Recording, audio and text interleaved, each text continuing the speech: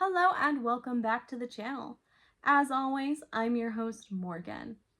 Back on the evening of November 9th, 2024, I posted a brief, fairly candid video that seems to have caught the attention of a couple of people with trollish tendencies, if you catch my drift. One of these commenters left me multiple long comments about a few of the things that I mentioned in that video. But both of them did hit on some of the same tired talking points, and they did both throw in random capitalization or seemingly random capitalization, I presume for emphasis. If you do go back to that video, which I'll link down in the description below for anyone who is interested, you'll see that my responses are admittedly a little bit snarky. And that's because I can be a bit of a sassy gal, especially when I notice that the comment that I'm responding to is lacking respect, is absolutely just dripping with some level of venom out there for the purpose of owning the lib, allegedly.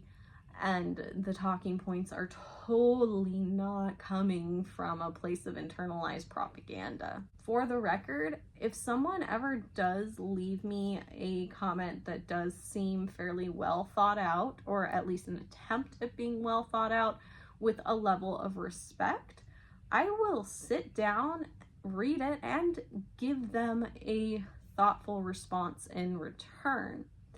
I will meet the energy of respect that is given to me. So when I do come across comments like the ones that we've mentioned here, I don't necessarily think that it's worth my time and my respect to sit down and put the effort into a well thought out response when any response from their end after that is either going to be no response, which may be preferable, or something kind of aggressive that's going to boil down to essentially a message of nuh-uh. With all of that being said, there are obviously, because we are here, a couple of points in those comments that I would like to address. Now, I'm paraphrasing here, not direct quoting. If you want the direct quotes, again, head back to my last video and find the comments. Once you do sift through the word salad, you will find that it's fairly unambiguously and in a couple of places explicitly stated that environmental protection and climate change is nothing more than a scam. And if we allocate resources to these areas, we will be leaving Americans to starve. This is absolutely laughable because there are entire fields of research dedicated to this under the environmental science umbrella. But I mean, I guess I could be a little naive, and maybe those scientists are just sitting in their multi-million-dollar mansions giving the rest of us poor peons down here the proverbial middle finger. Wait, there's an issue with that caricature. It's a very poorly kept secret that anyone that devotes their life to academia and research, no matter what field it may be in, is not getting rich unless they invent something revolutionary or win a fancy prize. Of course, there are a couple of other exceptions, but for the most part, if you dedicate your life to academics and research, even if, yes, it's climate change science, you're probably going to be either living paycheck to paycheck or on the lower end of comfortable. But you know what? I digress. I'm here to address the claims that environmental protection and climate change are just scams, and that if we do dedicate any form of resource to them, people are going to go hungry. So I have my notes here. I think it might be time for you to go ahead and get your snowflake drink of choice so we can jump into this. First of all, why am I even taking the time to address these troll comments? Well, despite the wealth of easy to access knowledge that is out there about climate change and the rest of the environmental science family tree, it does appear that there is a lack of literacy surrounding these topics in at least parts of the general population. Now, I am aware that there is a demographic that I suspect the commenters who inspired me to sit down and make this video fall into that will not watch this video and actually think through the points that I'm about to make and go look at the evidence I present and peruse my sources. But if we're being honest, I'm doubtful that they're going to get very far into the video at all. Instead of honestly engaging, they will likely leave an inflammatory comment that may or may not contain some combination of capitalized words, thinly veiled or completely unveiled insults, and some level of profanity. This video is not really for these people. This video is for the people out there who genuinely want to learn and engage in the topics and maybe even look at the sources that I'm going to provide. One of my passions is sharing science with people. So if this video reaches and is even helpful to just one person out there, then it has served its purpose, and this has been time well spent. So let's begin by talking about my sources. I'm using two sources today for the sake of brevity and clarity. This video is meant to be more of an introduction and a jumping off point rather than a full deep dive. My first source today is going to be the National Oceanic and Atmospheric Administration, NOAA, or NOAA. NOAA's official mission, which can be easily found on their website, is, quote, to understand and predict changes in climate, weather, ocean, and coasts, to share that knowledge and information with others, and to conserve and manage coastal and marine ecosystems and resources. While a lot of their research does focus on marine life, they are a heavy hitter in climate change research, and they do work with many other agencies worldwide on identifying and mitigating problems brought about by climate change. Their website, which is linked down below, is very easy to navigate, and they have easy to understand resources and data for anyone to go look at, accompanied by informative explanations of what you are looking at. So after you watch this video, I really do suggest you go peruse their website. It is pretty easy to get stuck there because it is kind of fascinating. My other resource that I'm using today is actually a book. It is Dire Predictions: Understanding Climate Change by Michael E. Mann and Lee R. Kump. This book was used as one of the main textbooks in a climate change course that I took while I was in college. It was published in 2008, so it is on the older side in terms of research. And that does mean that some of the numbers may be a little bit outdated, but the bigger discussions in the text, those are still going to be relevant, and it is formatted in a way that is very easy to understand. This book is a good place to start that is relatively inexpensive if you are looking to pick up a physical intro text in understanding climate change. I do highly recommend this one. You can get it for $20-ish on Amazon right now. Before we talk about the impacts of climate change, we need to discuss the fact that climate change is not the same thing as weather. I would presume that everyone has a fairly decent grasp of what weather is because it's one of the things that the average person will take into account for planning their day. For example, if there is rain in the forecast, you might decide to at least have a raincoat on you, while if there's no threat of rain, you may choose that a light sweater is more than sufficient.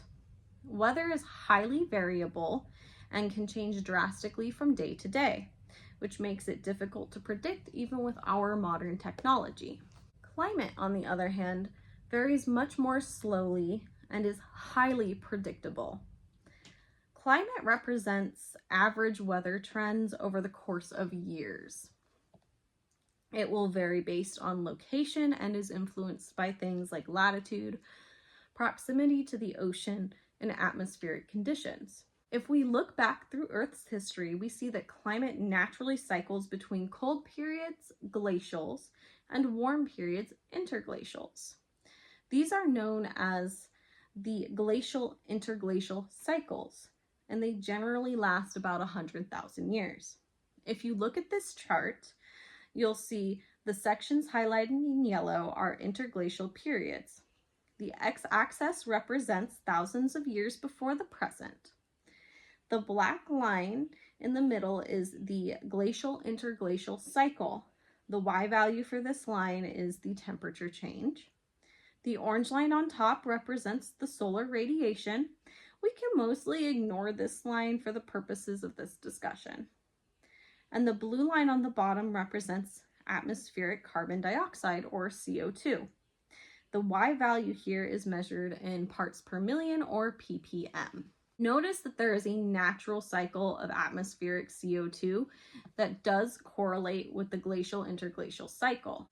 We began to see a problem during the Industrial Revolution, when humans really went wild burning fossil fuels.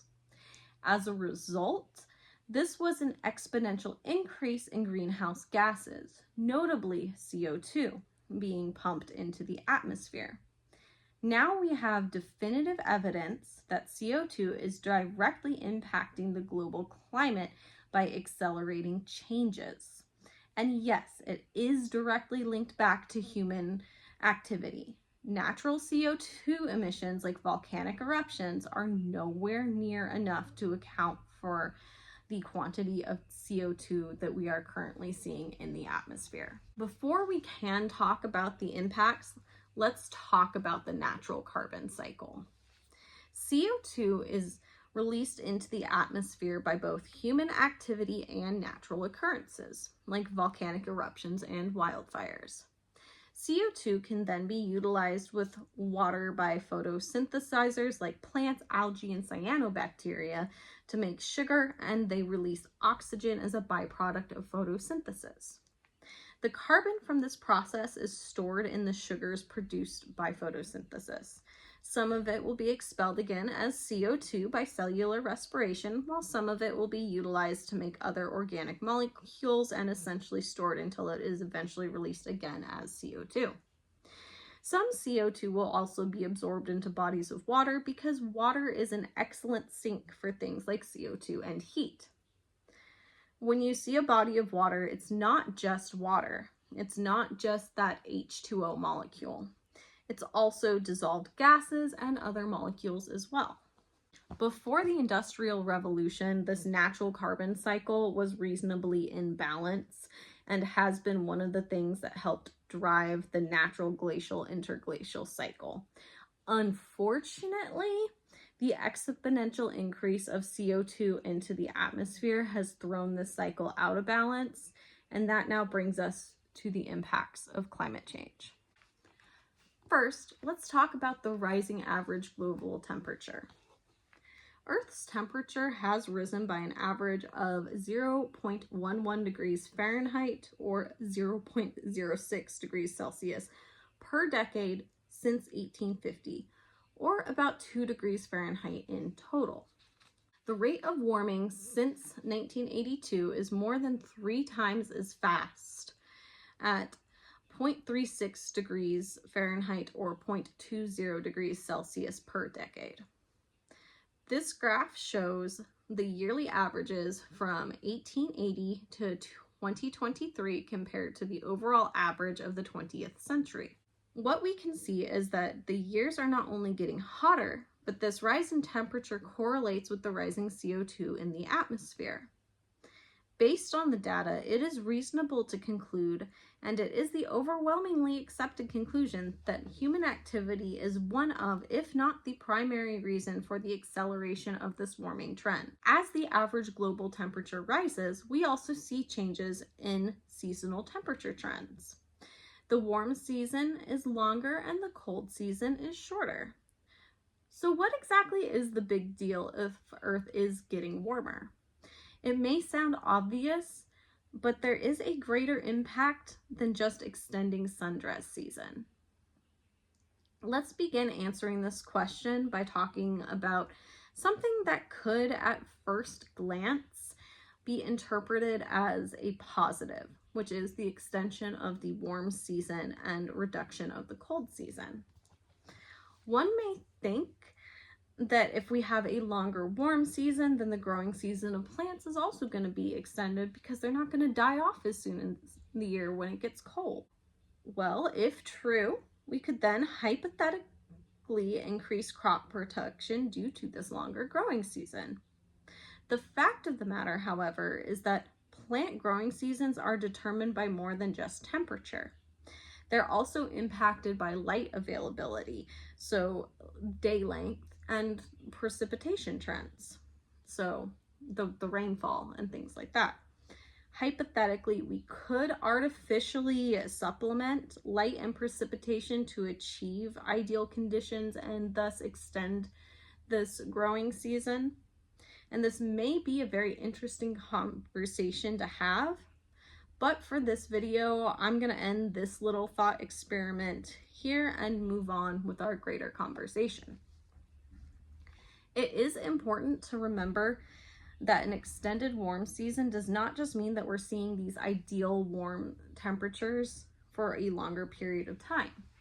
While it is true that we will see more of these ideal temperatures at the beginning and end of these warm seasons, if you look into the raw data, you will see also an increase in the frequency of the very high and extreme temperatures throughout the season. To better explain this, let's use my own anecdote from growing up in an inland part of Southern California. During most of my childhood and a decent chunk of my teen years, we did have that mild California spring and fall with a decently warm but not overwhelmingly hot summer. While summer temperatures were fairly hot still, up into like the mid to high 90s Fahrenheit, days with more extreme heat above that 100 degrees Fahrenheit were infrequent and, dare I say, uncommon. Fast forward to my later teen years up until the present day, and we don't really have that mild spring and fall anymore. It's more like we have winter, summer, and then 2 periods between them with fairly sporadic weather patterns. During the summer, it's no longer uncommon to see extreme temperatures above 100 degrees Fahrenheit. In fact, it's not even uncommon to see temperatures above 110 degrees Fahrenheit. And it's a little more rare to see temperatures hanging out in the 90s. Those are kind of cool days in the summer now. In the past, it was common to be able to kind of hide from the heat indoors during the day and then come back out in the later afternoon and early evening to enjoy the outdoor summer activities. Now, it's fairly common for that 100-degree weather to stick around until after dark, meaning that if we were to try to take part in those same outdoor activities in the afternoon and early evening, it would be uncomfortable at best and dangerous at worst due to the extreme heat. I do realize that what I just explained is anecdotal and is not technically real evidence, but I do know that my experience is not unique, and it is not even just unique for where I am. This is a shared experience for people all over the place. And I do kind of hope that it helps visualize the slightly more abstract concept that we were just discussing. Now that we understand that an extended warm season also means an increase in the frequency of more extreme temperatures, let's talk more about the impact on ecosystems. In case you do not know, the living base of any ecosystem, it does not matter which one you're talking about, is going to be the organisms on the bottom of the food chain. Most commonly, these are going to be photosynthesizers, so things like plants, algae, cyanobacteria. One thing all of these organisms have in common is that they will have a range of conditions that will vary by species under which they can survive and thrive. In the middle of the range are going to be our ideal conditions where the organism is going to absolutely thrive. These are the conditions where it wants to be. On the two ends of this spectrum, the organism can survive, but there may be some negative impacts to it. Maybe it's not going to fruit as well, maybe it's not going to reach its full growth potential, but it'll survive. Once you get outside of this range of ideal conditions, that organism is no longer going to survive, let alone thrive. Temperature is one of these conditions, and it will greatly impact the survival of these organisms. As temperature rises, they're reaching the end of the spectrum for some of these organisms. In short, it's just getting too hot for their survival. We're already seeing ecosystems shift as temperatures rise. One example is in the mountains where there is a more dramatic temperature gradient. So up at high elevation, temperatures tend to be lower, and down at the lower elevations, temperatures do tend to be a little bit higher. We're seeing that these higher elevation ecosystems are starting to kind of creep upwards because that bottom part of their range is becoming too hot. Whereas these lower elevation ecosystems are starting to creep upward because they can actually keep up with the heat, and now they're expanding their range upwards. I mean, if you do look at the bottom of their ranges, depending on where you're looking at, you'll see that they're kind of still moving away from the bottom of their ranges too, but we are seeing this shift in ecosystems. Rising temperatures are also impacting the plant and pollinator relationships. Due to the fact that it's getting warmer earlier in the season, pollinators are coming out of their dormancy earlier than they normally would. The problem with this is that the plants that they rely on are not necessarily blooming earlier. As I mentioned before, plants are more complicated than just growing because it's warm enough. They rely on other cues like the length of day to give them the signal to begin that reproductive phase of their life and bloom. So since the pollinators are emerging earlier than the plants are blooming, they're not going to have the food that they need to sustain themselves, and we see that populations are, for lack of a better phrasing, dying off. And then once these plants that did evolve with their pollinators to be pollinated by these pollinators actually bloom, there may be a small population left of pollinators to go out and do their thing and pollinate these plants, but it's ultimately harming the reproduction of these plants because they're not getting efficiently pollinated. So then the result of that is that the next generation, there's going to be a smaller population of these plants and also the pollinators as well. And then if you zoom out to the greater ecosystem, that's also going to have effects at all of the other trophic levels. So trophic level is just a level up of the food chain. So problems down at the bottom is going to cascade to problems way at the top. Rising temperatures are not only impacting these terrestrial environments we have been discussing, but they're also impacting the aquatic and marine environments. Remember when I mentioned before that water is a good sink for things like CO2 and heat? Do you know what that means? It means that water is good at absorbing these things. So it's good at absorbing CO2 and heat. As bodies of water absorb heat, their temperatures are increased. As temperatures rise, it impacts the water's ability to absorb things like oxygen that marine and aquatic life need for their survival. We also see impacts on aquatic and marine photosynthesizers that will then trickle outward through the ecosystem like it does in terrestrial ecosystems. One major impact of rising ocean temperature is coral bleaching.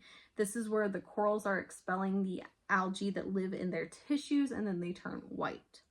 This is a sign of stress and other issues in that ecosystem. As temperatures rise, we also see an increase in drought. When it's hot out, more water is used, especially for things like agriculture. In hot weather, plants are going to lose more water through a process called transpiration. We won't get into the nitty-gritty of it, but transpiration is this process by which plants are taking up water from their roots, and eventually they do lose it through little pores in their leaves called stomata.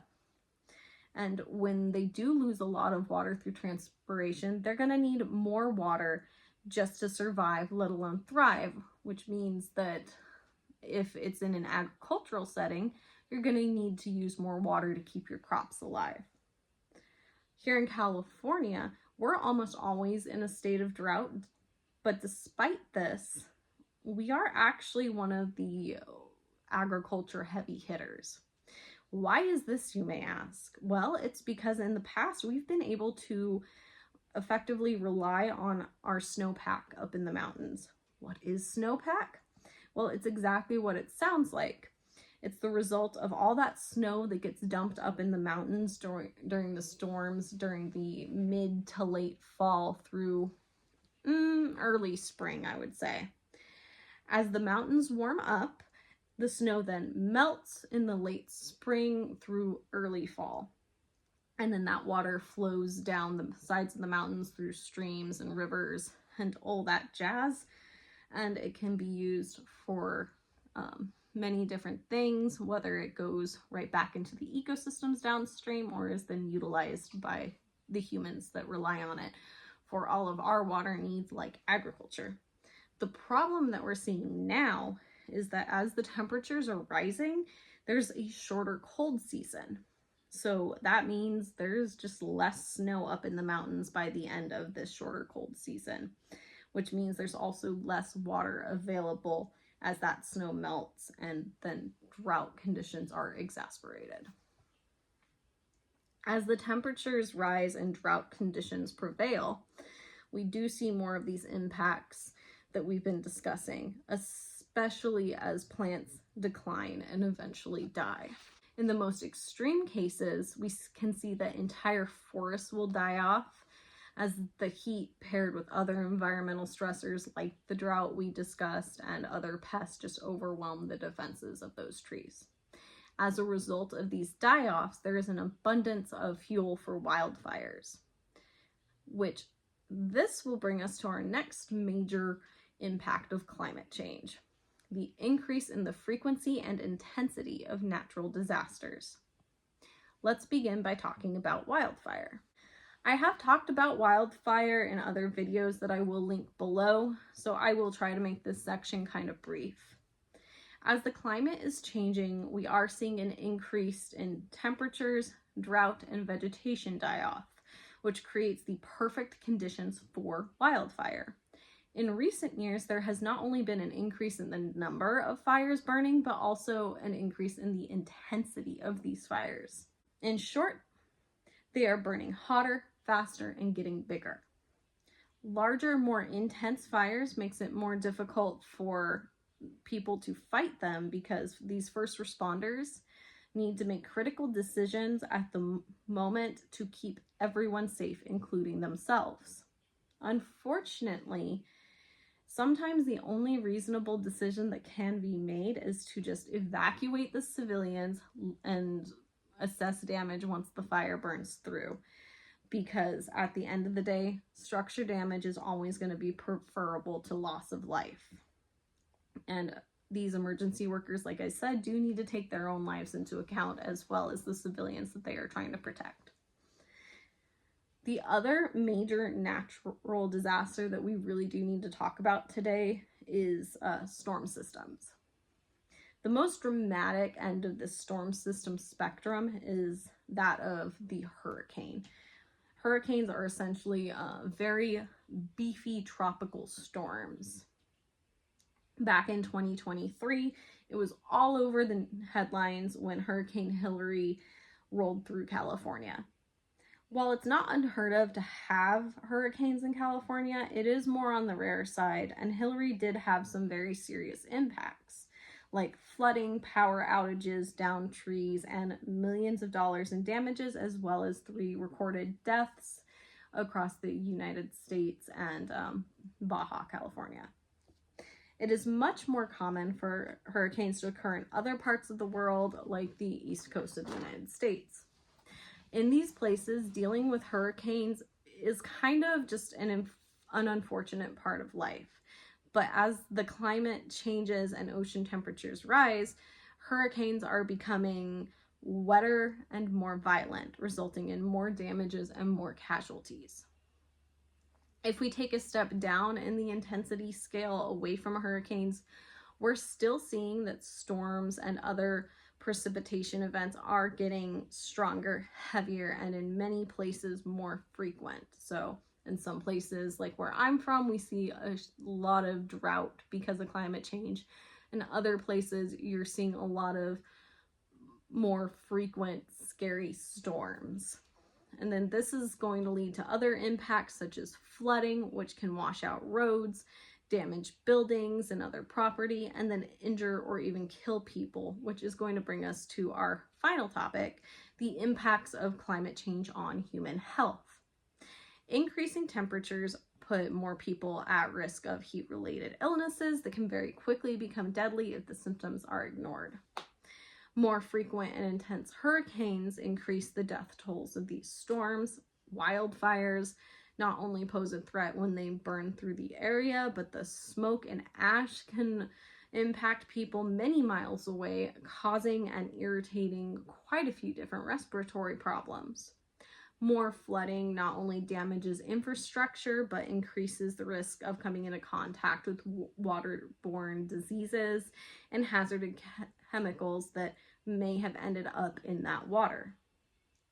And then we're also seeing that the ranges of pests like mosquitoes and ticks are expanding. And these pests carry diseases like malaria and Lyme disease. So if their ranges expand, more people are getting put at the risk of coming into contact with these pests and potentially contracting these diseases, which is a bad thing. It is time to attempt to neatly wrap up our introductory climate change discussion, because we could keep rambling on about any of the points that I brought up here. Please do keep in mind that this was just a very small part of the impacts of climate change, and there are still more topics that I did not cover today, such as rising sea levels. I do not want to imply that I do not think these topics are not important. They are very important, but they are nuanced enough that they could potentially require their own video just about them. But to be fair, any of the topics we talked about today could go into its own video as well.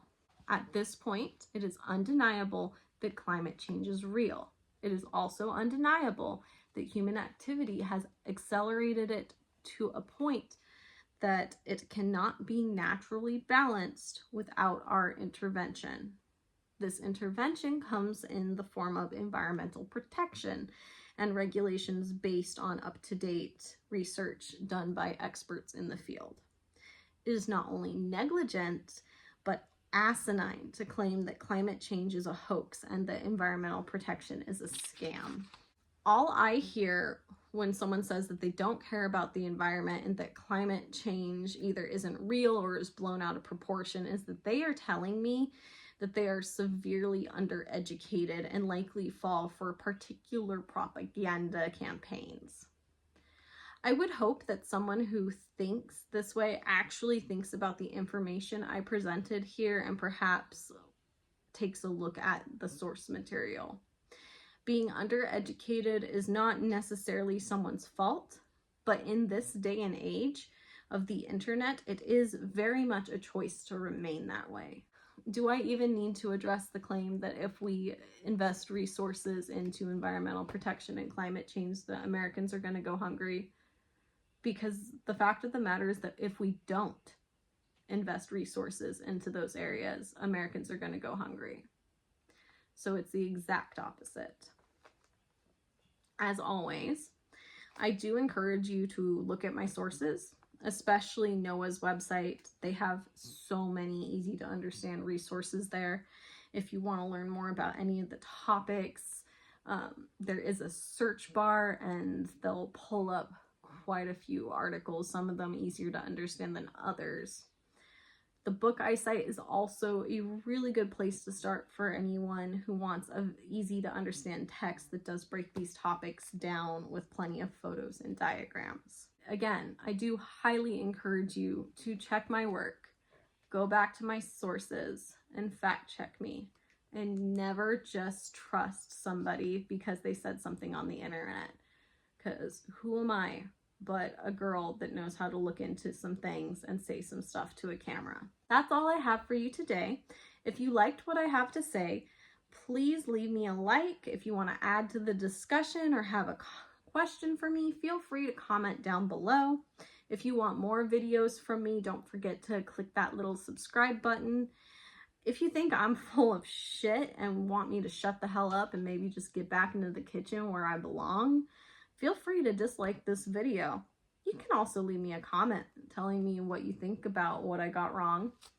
If you're not respectful, you might not like my response. I mean, even if you are respectful, you're probably not going to agree with my response, but respect will get you a more thought out string of words below your comment. As always, have a wonderful rest of your day, afternoon, evening, what have you, and I will see you all in the next one.